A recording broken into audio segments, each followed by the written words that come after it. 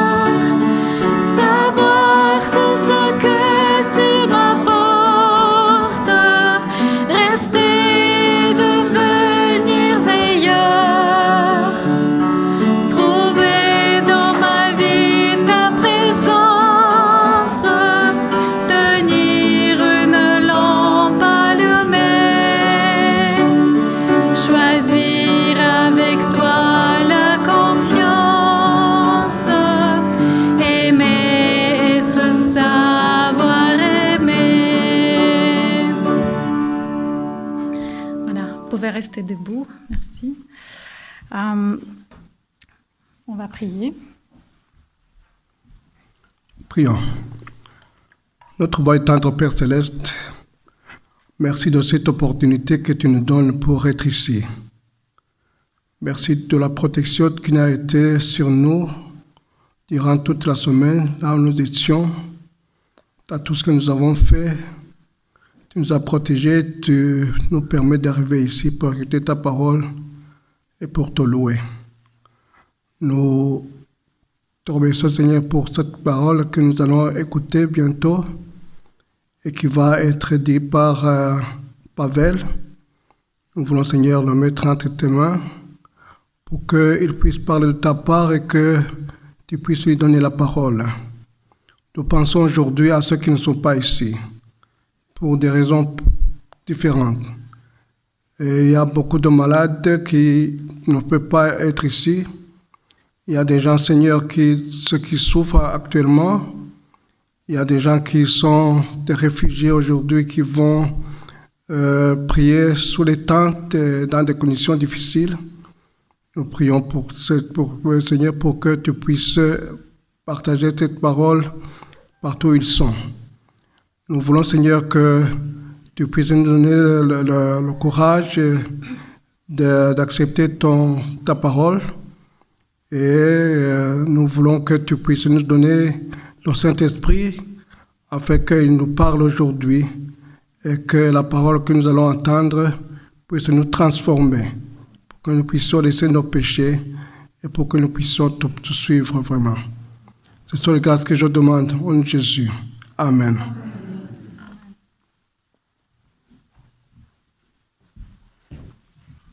Je vous demande d'ouvrir vos Bibles. Nous allons lire le verset qui se trouve en Jérémie, le chapitre 26, au verset 16.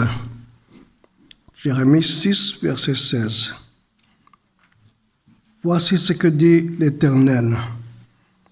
Placez-vous sur le chemin, regardez et renseignez-vous sur les pistes qui ont toujours été suivies. Quelle est la bonne voie? Marchez-y et vous trouverez le repos pour votre âme. Mais ils répondent, nous n'y marcherons pas. Nous allons poursuivre la prédication de notre frère Pavel aujourd'hui. Bienvenue Pavel.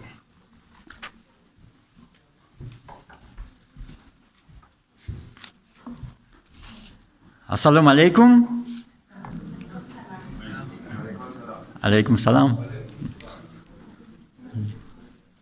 Je suis bien content de vous voir tous ici, ceux qui viennent de loin, Maurice aussi. Je ne connais pas tout le monde par le prénom, je ne vais pas tout vous souhaiter personnellement. Je vous ai salué par la salutation qui est acceptée partout dans mon pays de naissance, l'Ouzbékistan. Celle qui souhaite la paix, celle qui souhaite la santé.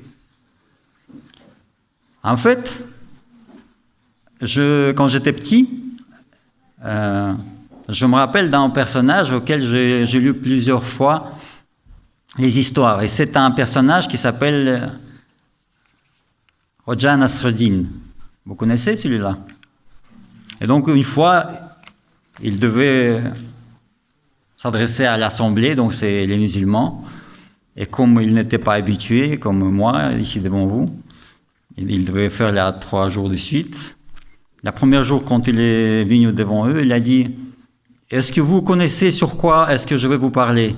Et l'Assemblée lui répond « Mais non !» Alors il leur dit « Mais qu'est-ce que je peux dire aux hommes qui ne savent rien du tout ?» Il s'est tourné, il est parti. Alors, deuxième jour, il revient, et bon, il n'est pas habitué, il répond à l'Assemblée, « Est-ce que vous connaissez sur quoi est-ce que je vais prêcher aujourd'hui ?» L'Assemblée déjà compris qu'il ne faut pas dire non, alors qu'est-ce qu'il dit? « Oui !» Alors il dit, bah, si vous connaissez tout, alors qu'est-ce que je peux vous dire de plus? Alors, troisième jour, arrive, il revient, il demande à l'Assemblée, est-ce que vous connaissez, qu'est-ce que je vais vous dire?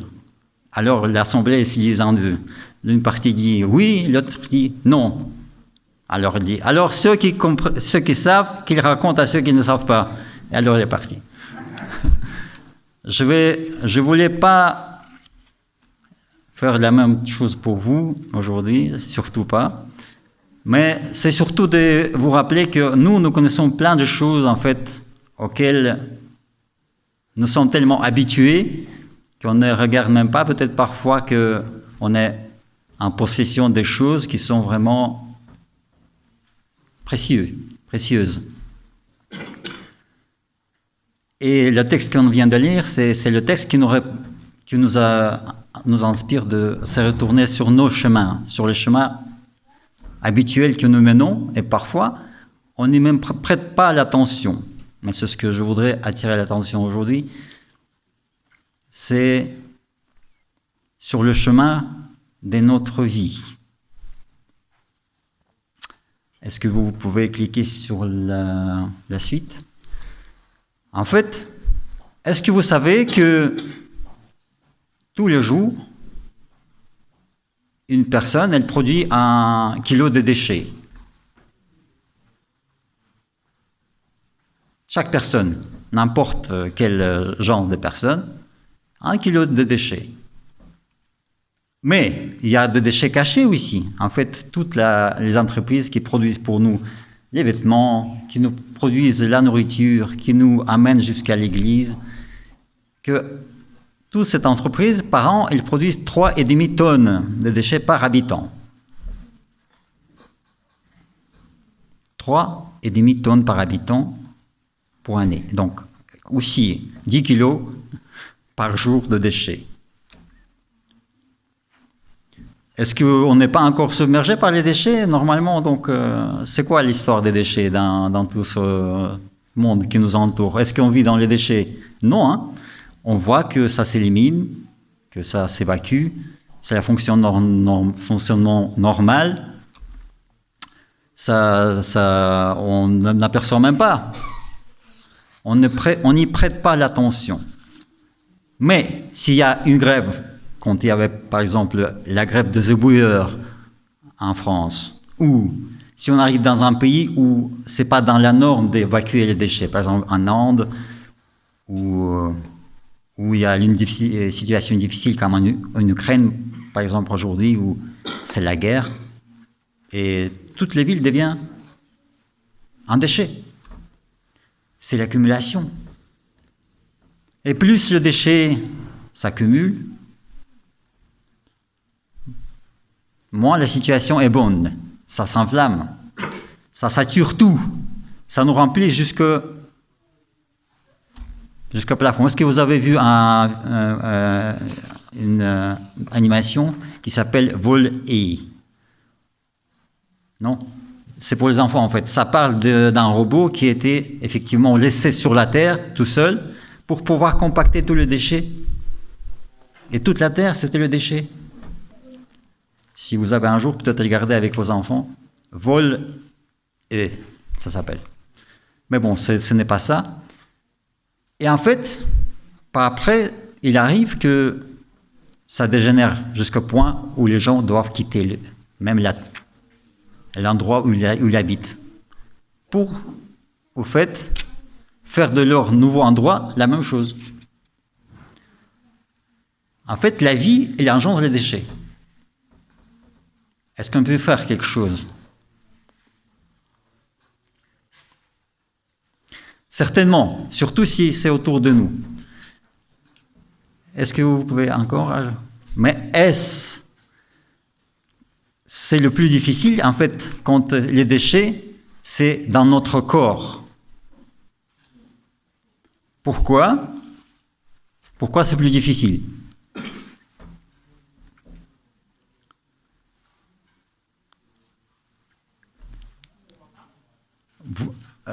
Si vous voyez en fait, notre corps, il est bien pensé par notre Seigneur qui nous a créés pour pouvoir tout éliminer et tout faire en sorte qu'on vit jusqu'à au moins 100 ans. Pourquoi on meurt alors si prématurément? Je vais vous lire en fait la suite d'un certain Hans-Heinrich Reykjavik qui a en fait établi une structure d'accumulation de déchets dans le corps humain. La première, c'est l'élimination, comme le corps normal doit fonctionner. Puis, non, c'est pas encore, s'il vous plaît. C'est la réaction primaire, c'est l'accumulation. C'est-à-dire que le corps, il n'arrive pas à suivre notre rythme.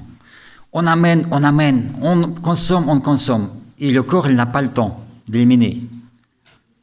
Et alors, le déchet, il commence à s'infiltrer un peu partout dans les tissus, dans les organes, dans les articulations, tout ça. C'est la deuxième réaction où le corps commence à s'enflammer, où il y a certainement une température qui arrive, ou une diarrhée, ou je ne sais pas quoi. Il y a des symptômes qu'on a la tendance vite supprimer ça, parce que ce n'est pas notre vie normale.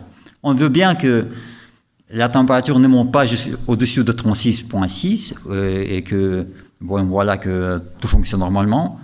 Donc, on prend les pilules. Mais il y a aussi des de ces pilules, il provient aussi un déchet qui aussi est stocké, parce que tout n'est pas tellement bien accumulé, assimilé. Alors, l'accumulation, elle prend de l'ampleur. De plus en plus, les toxines, les déchets, ça rentre dans notre corps, dans les tissus, entre les organes. Alors, il apparaît certaines formes de maladies. Je peux lire certaines comme troubles persistants digestifs, les polypes, les varices, l'écoulement nasal, les allergies. Ça perturbe énormément la vie des gens, mais c'est déjà le premier signe, en fait, qu'il faut faire un peu le ménage. Il faut un peu s'arrêter. Il faut éliminer tout ce qui a été accumulé jusqu'à ce moment-là. Mais, est-ce qu'on le fait? Apparemment, pas toujours, si on ne tombe pas très fort malade. Alors, on arrive jusqu'à la saturation. La saturation, c'est l'étape suivante. De plus en plus, ça s'accumule. De plus en plus, ça devient compact. De plus en plus, ça remplit toutes les parties du corps où c'est plus facile à stocker. Par exemple, dans les tissus qui un peu commencent à pendre un peu partout. C'est pas notre cas. Je vois ici des gens qui sont en bonne forme. Mais j'aimerais bien que on puisse quand même faire beaucoup d'attention, en fait, parce que ça, par les données qu'on voit ici, maintenant dans le monde médical, que les maladies chroniques, ça devient de plus en plus jeunes. C'est-à-dire que nos jeunes deviennent de plus en plus obèses, qui ne bougent pas tellement beaucoup, qui manquent d'exercice, qui sont un peu trop concentrés sur quelque chose qui est lumineux, sur les images et tout ça. Et bon, la saturation, c'est vite fait. Est-ce qu'il y a quand même quelque chose qu'on peut faire? Certainement. À ces moments-là, il faut faire des arrêts plus fréquents alors. Plus fréquents et peut-être plus prolongés. En fait, on s'habitue en même temps à peu près à cette situation. Pourquoi? Parce que l'homme, il a vraiment une très grosse... comment on peut dire ça, envie de vivre. Et donc, il s'habitue à tout. Et donc, il peut s'habituer aussi à cette situation. Et ces appels qui disent à l'homme, arrête-toi, réfléchis un peu, change peut-être ton mode de vie, écoute ton corps, élimine les déchets.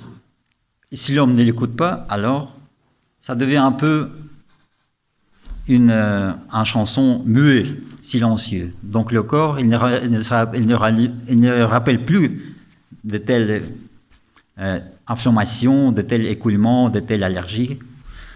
Il devient un peu plus muet. Mais par contre, il y a plus de maladies chroniques qui apparaissent. Des problèmes avec les vaisseaux sanguins, par exemple, avec le cœur, avec tout ce que je vous ai dit tout à l'heure, qui pend un peu partout.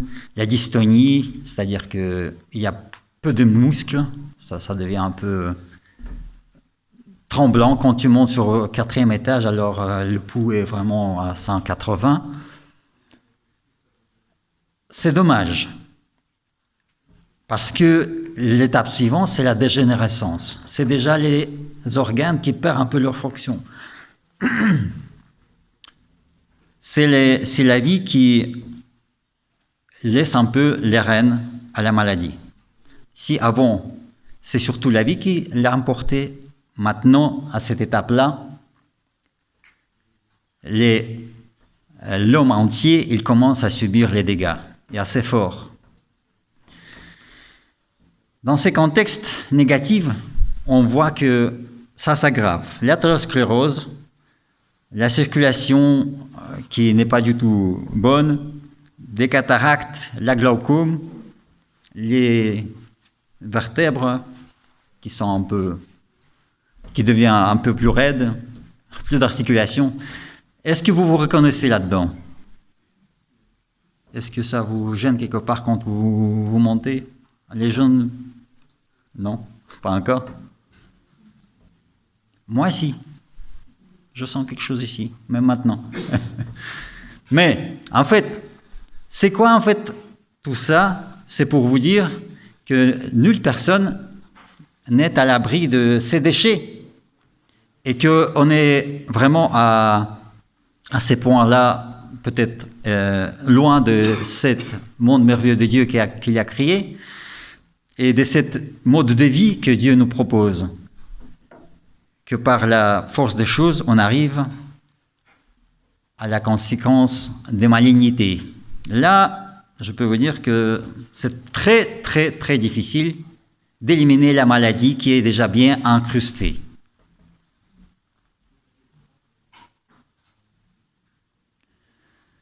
Mais c'est encore possible. Pourquoi? Parce que notre Dieu est tout-puissant. Il a laissé toutes les forces pour notre être, pour que nous puissions faire la marche arrière, pour l'invasion des bactéries de chaque sorte, pour la tumeur qui nous accable parfois, parce que notre système immunitaire, elle peut vaincre tout ce que le malin ou la malignité nous apporte. Certaines combinaisons qui arrivent dans notre vie, c'est vraiment atroce, je comprends bien. Mais comme vous voyez sur l'image, il ne faut pas combattre contre les conséquences. S'il y a toujours l'apport de ces déchets, peut-être il faut surtout d'abord arrêter ça. Vous me direz, alors comment? Là, je vous invite de voir un peu les mots qui vont apparaître sur l'écran. C'est surtout tous ces médicaments qui viennent de la pharmacie de Dieu. Si vous pouvez voir juste la lumière du soleil, si vous pouvez boire bien l'eau qui est limpide, si vous pouvez respirer et se nourrir de cette nourriture qui est de qualité, pas des choses bien vite faites ou de mauvaise qualité. Si vous faites de l'activité physique en conséquence, c'est-à-dire tous les jours, au moins 3 heures de l'activité physique. Non, je ne veux pas dire qu'il faut lever les choses, mais quand je regarde mon montre, il me montre que je suis 18 heures, par exemple, en activité physique. Ce n'est pas que je fais tout le temps quelque chose de vraiment très énergique, mais je reste debout, je fais des choses, je me lève, je me promène, je fais certains exercices, on peut le dire comme ça. C'est-à-dire qu'il faut être actif, il ne faut pas toujours être assis. Il ne faut pas être hypodynamique, c'est-à-dire celui qui manque des mouvements. Il faut que tous les muscles qui sont en fait certainement le deuxième corps de l'homme, qu'il fonctionne pour que la circulation, qu'elle élimine tous ces déchets. En fait, il nous manque tout ça. Parce que s'il n'y a pas de circulation dans les petites capillaires, les capillaires ne peuvent pas accepter cet déchet qui vient du corps pour l'éliminer par suite par les reins, par la voie rénale et tout ça. Il faut surtout avoir du repos, assez de repos, avoir la vie qui est posée en Dieu, c'est-à-dire de ne pas souffrir de cet état stressant quand on ne sait pas, ça nous mène jusqu'à la tremblote comme ça, quand nous ne savons pas sur ce qui nous attend. Dieu, en fait, il est le roi. C'est lui qui tient les rênes de tous ces mondes. Et c'est lui qui peut nous aider dans toutes les circonstances de notre vie. Pour moi, c'est vraiment quelque chose de très important pour pouvoir se rappeler de...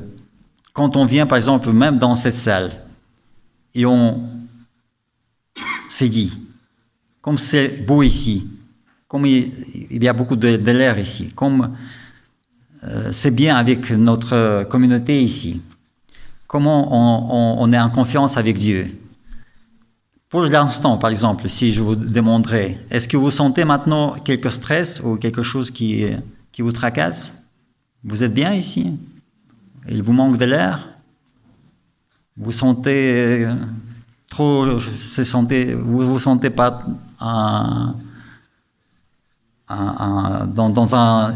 dans une ambiance très chaude peut-être? Non, hein?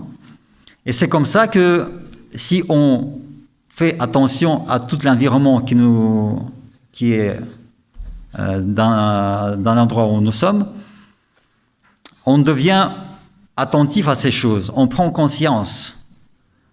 On demande à Dieu quelles sont les voies qu'il nous a enseignées dès le début. En fait, tout ça, vous trouvez ça en 2 premiers chapitres de Genèse.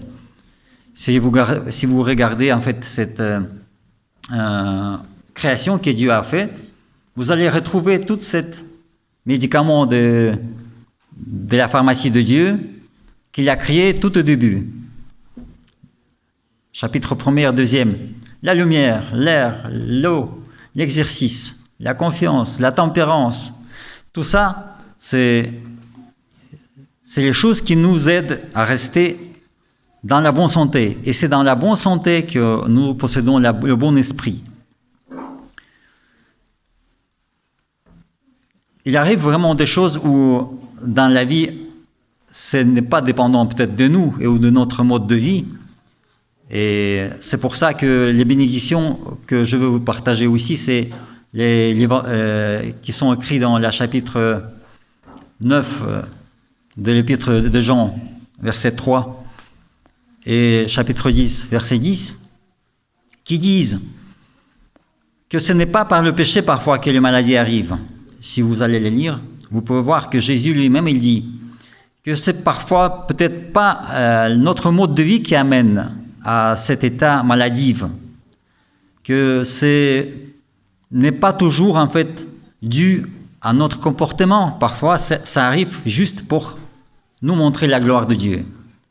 Mettons-nous dans cet état d'esprit que Dieu, il veut que dans tout ce que nous faisons, dans tout ce que nous sommes, que son nom soit glorifié, pour que tout ça vienne pour la gloire de Dieu.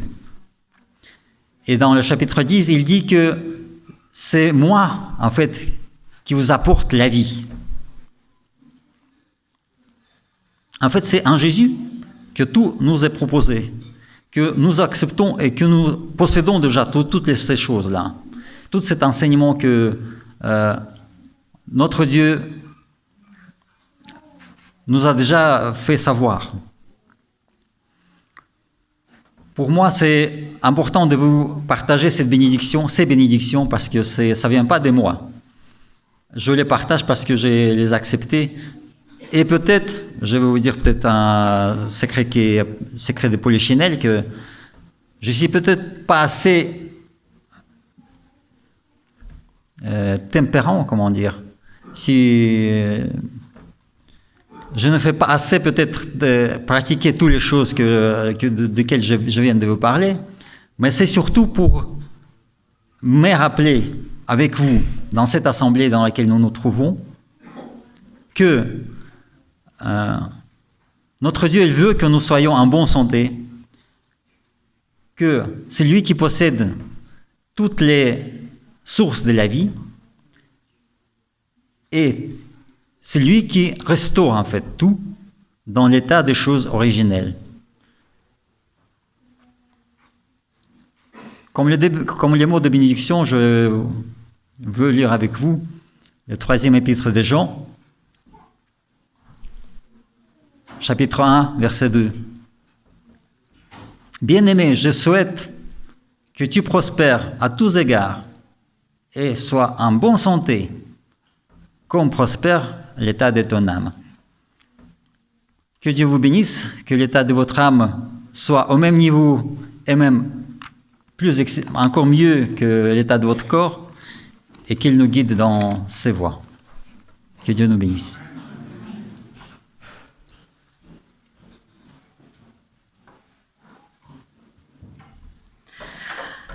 Merci Pavel pour ce message ce matin. Nous avons tous des héritages différents vis-à-vis de la santé, mais il y a quand même une chose très importante, c'est le moral. Donc le moral est bon, on peut résister, on peut tenir bon contre les différents problèmes qu'on peut avoir. Et c'est le plus important, et je pense qu'il faut demander au Seigneur de nous guider, de nous inspirer. Nous allons chanter tous ensemble maintenant le hymne dans Donnez-lui gloire 120. Souffle du Dieu vivant. Pouvez-vous lever?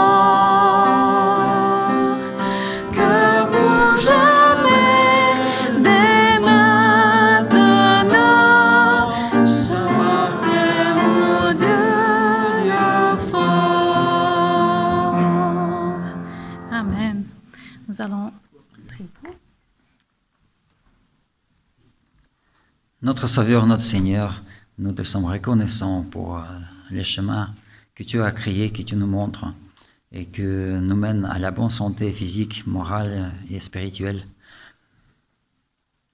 Permets-nous, quand nous faisons l'arrêt sur nos voies, de voir ce chemin et de suivre et de ne pas répéter ce mot que nous ne marchons pas. Nous voudrions, notre Seigneur, que tu nous aides, que ton esprit nous guide, que ton amour nous fortifie et que ta lumière soit répandue autour de nous et que ton nom soit glorifié dans notre corps et tout partout autour de nous. C'est en Jésus que je demande tout ça. Amen. Chantons le dernier chant, Donnez-lui gloire 216, Viens dans mon cœur.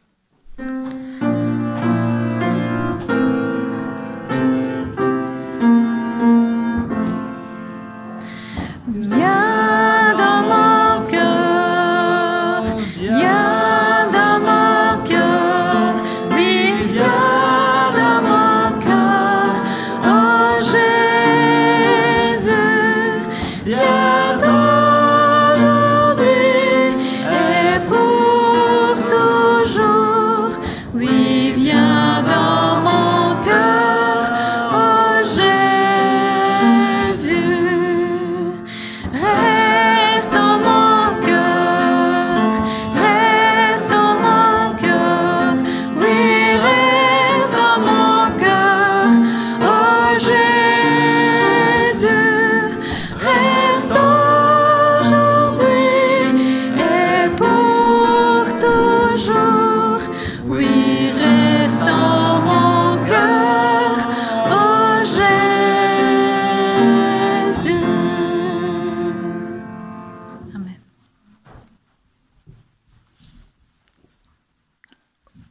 J'aimerais qu'on lise le verset 1 du chapitre 12 des Romains. Romains 12, verset 1. Je vous encourage donc, frères et sœurs, par les compassions de Dieu, à offrir vos corps comme un sacrifice vivant, saint et agréable à Dieu. Ce sera de votre part un culte raisonnable. Ne vous transformez pas au monde actuel, mais soyez transformés par le renouvellement de l'intelligence, afin de discerner quelle est la volonté de Dieu, qui est bon, agréable et parfait. Que Dieu vous bénisse et bonne semaine à tous.